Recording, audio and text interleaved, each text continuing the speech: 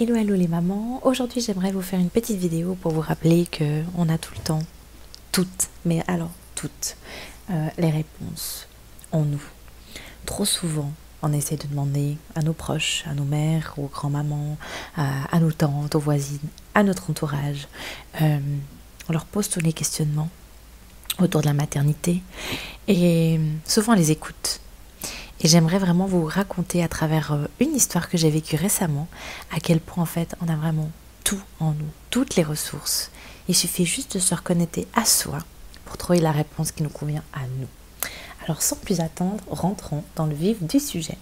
Donc je vous raconte ma petite histoire qui s'articule autour des écrans. Vous savez, ce fameux truc, donner des écrans aux enfants, oui, non, attention, surtout pas avant 3 ans, mais est-ce qu'on entend la télé ou les portables, mais si c'est 15 minutes, bref. J'imagine que comme moi, vous avez déjà entendu plein de choses à ce sujet. Je dois vous avouer que pour ça, je suis super psychorigide. Je déteste les écrans. Petit moment, longtemps, portable, télé, ordi, je suis anti-écran. Ça ne change pas le fait que si une maman me partage le fait qu'elle donne un moment d'écran le matin à son enfant, l'après-midi, peu importe, parce que ça lui permet de se soulager, par exemple pour prendre une douche 15 minutes tranquille, peu importe la finalité, mais que par contre elle le vit bien, je vais trouver ça génial. Parce que même si moi je n'adhère pas à ça, je n'adhère pas à ça pour moi, ma vie, et en fait je ne comprends toujours pas à quel moment ça m'aiderait dans mon quotidien. Donc ça, c'est vraiment personnel à moi. Par contre, une maman qui le vit bien et qui on retire quelque chose de positif, je trouve ça très bien. Là où par contre je trouve dommage, c'est que souvent des mamans elles disent bon ok, puis après elles disent ah mais je me sens coupable. À ce moment-là, voilà, c'est là où je me dis que l'écran c'est peut-être pas la solution. Mais bref, parenthèse fermée, c'est pas le sujet du jour. Donc revenons à nos moutons. Donc je vous prépare de ma petite histoire autour des écrans pour vraiment vous dire à quel point en fait on doit juste écouter en fait notre idée, notre intuition, notre pourquoi on le fait, même si des fois on n'arrive pas trop à l'expliquer. En fait, il est juste pour nous, pour notre famille, et c'est juste ça qu'on doit suivre. Donc, ça fait plusieurs fois que dans la famille, mes amis voilà, me disent « Ah, mais tu donnes pas l'écran, mais comment ça se fait, mais pourquoi oh, mais bon, si tu donnes un petit moment, c'est pas grave. » Et vraiment, pas régulièrement, mais quand même, je sais pas, 4, 5, 6 fois dans l'année, j'ai ce genre de petits commentaires de ma mère, de ma belle-mère, des amis proches, voilà, qui sont un peu étonnés en fait. Et me disent « Mais pourquoi t'es autant fermée pour les écrans ?» Et c'est vrai que j'ai pas vraiment d'idée précise, je pourrais pas vous faire un speech de A à Z de pourquoi, qu'est-ce qui me motive, mais je l'ai toujours senti comme ça. J'ai dit pour l'instant, on n'a pas besoin d'écran, on n'en a pas besoin, je vois pas à quel moment ça pourrait nous aider, je vois tous les problèmes que ça pourrait nous causer, donc voilà. Donc j'étais toujours un peu vague, sans même moi réussir à dire pourquoi, mais je le sentais comme ça. Jusqu'au jour où quelqu'un qui m'est très très très cher m'a dit « Mais tu sais, maintenant que ta grande, elle commence l'école... tu penses pas qu'elle va être un petit peu décalée avec les autres qui, eux, regardent la télé ?» Et là, je vous avoue que pour la première fois, c'était quelque chose, je me dis « Ah ouais, c'est vrai, je me suis pas posé la question. » Et cet argument, il était pour moi pas négligeable.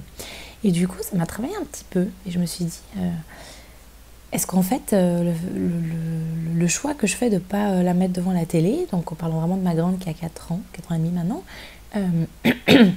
est-ce que c'est pas la mettre dans une bulle et du coup la couper un peu de cette sociabilisation et du monde dans lequel on vit réellement?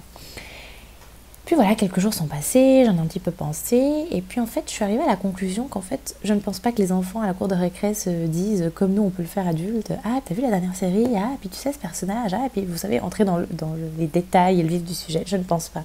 Je pense que les enfants eux par contre oui, jouent des jeux de rôle en mettant les héros qu'ils ont vus dans les... à la télé, dans les cartoons, peu importe, bref, le contenu qu'ils regardent, mais ce qu'ils ont vu, visionné.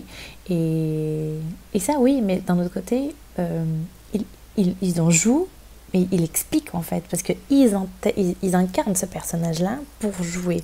Donc c'est pas dans le dialogue, mais c'est vraiment dans dans l'incarnation du personnage où ils jouent, et en fait, la personne qui est en face, qui n'a pas du tout accès à cette histoire, qui soit vue peu importe par quel biais, mais en fait elle arrive à capter si ce personnage c'est un héros, c'est un monstre, c'est un, je sais pas, il a des super pouvoirs, ou si tout d'un coup je sais pas, il marche d'une certaine manière, enfin voilà, si c'est un être humain, si c'est un animal, bref.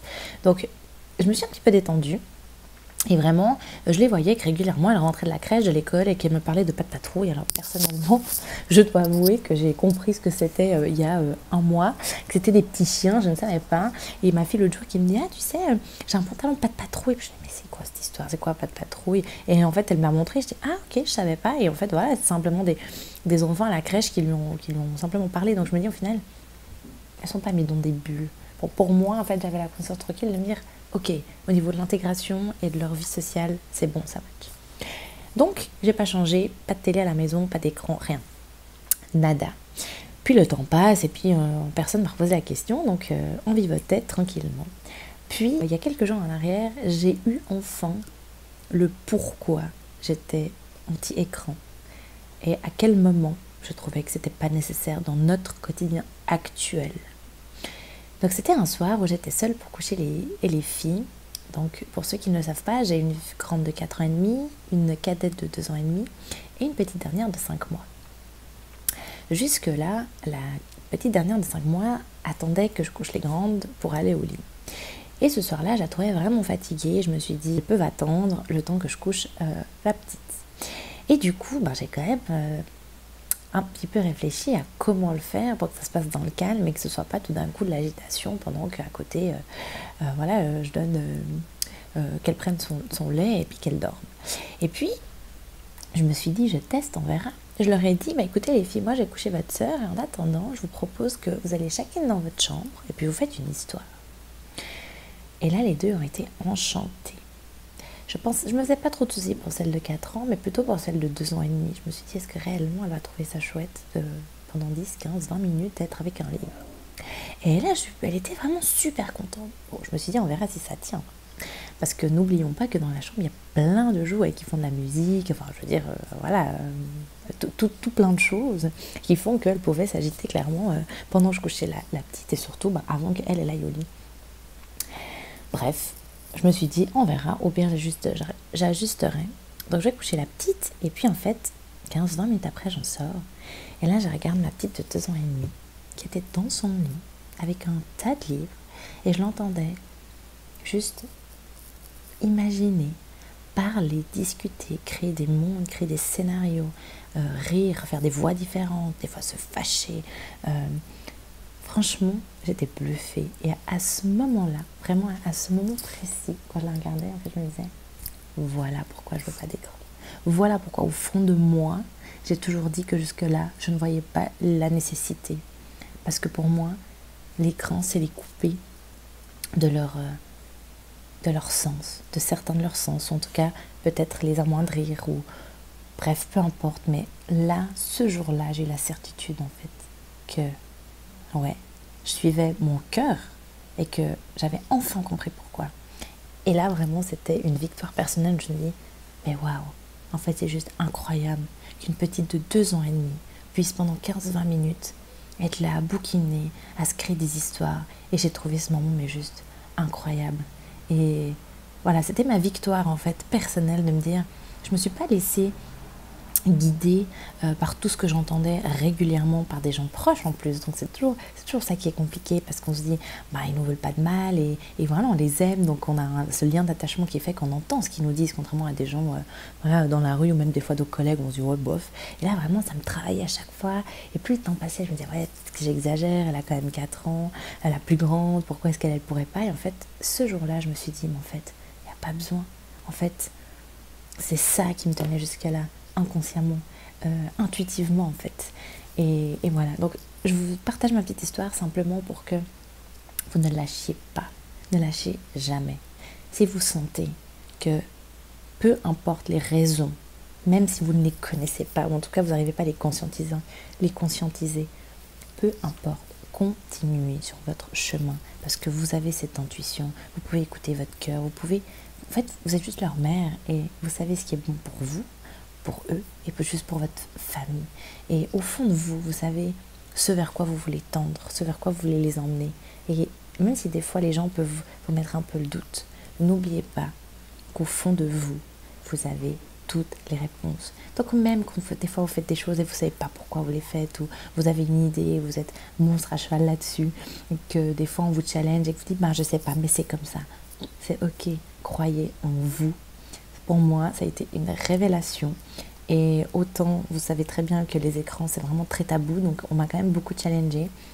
Et je ne veux pas dire par là que c'est mauvais, hein. C'est vraiment pas le message d'aujourd'hui. Je n'ai aucun problème avec les écrans tant que c'est bien utilisé, et le bien, ça dépend de plein de facteurs. Donc vraiment, je ne dis pas que les écrans c'est mauvais, je dis juste que dans cette situation actuellement, les écrans pour moi n'avaient pas la place dans notre famille.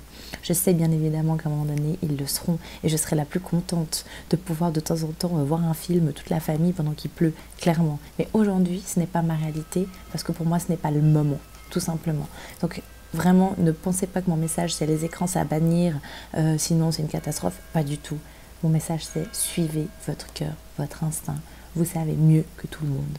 Et essayez, même si des fois c'est pas facile, d'oublier ce qu'on vous dit, ou en tout cas de toujours vous repositionner, vous poser les bonnes questions pour être sûr que si vous changez d'avis, c'est réellement parce que vous vous êtes rendu compte que c'était peut-être le moment de changer d'avis, et de jamais le faire à contre-cœur. Voilà pour vous, j'espère que ça va vous aider. Je serais très curieuse de vous entendre en commentaire, par message, par mail, peu importe le biais, un petit peu vos expériences, vos situations où vous-même vous avez vécu ça, et où peut-être vous avez changé des choses pour rendre compte au final que c'était pas une bonne idée. Enfin voilà, je serais vraiment partante et super, ça me ferait vraiment très plaisir de vous lire à ce sujet. Je vous dis à bientôt et prenez bien soin de vous.